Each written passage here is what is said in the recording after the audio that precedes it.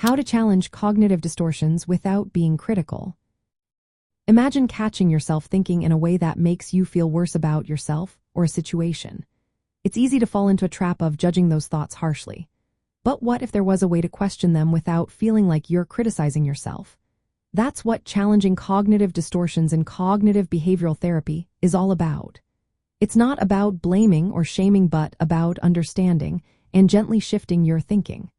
First, it helps to know what cognitive distortions are. They are automatic thoughts that tend to exaggerate or distort reality. Examples include expecting the worst, assuming you know what others are thinking, or thinking in black and white. The key is to approach these thoughts with curiosity, not judgment. One way to do this is through psychoeducation.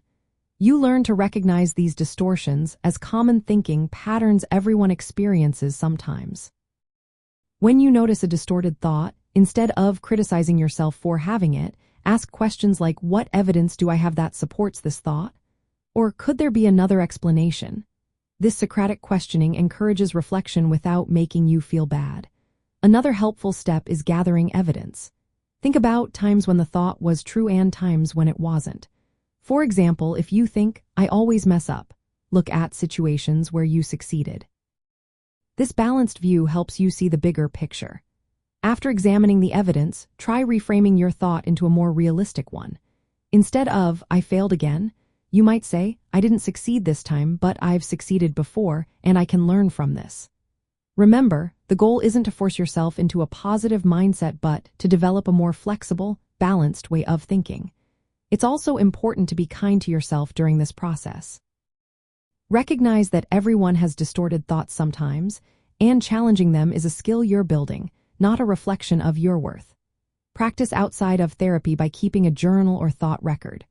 Write down your automatic thoughts, question them, and try to reframe them. Over time, this repeated practice helps weaken those unhelpful patterns.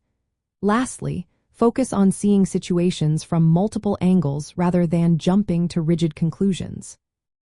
Instead of, I am a failure, consider, I didn't succeed this time, but I can try again or look for other options.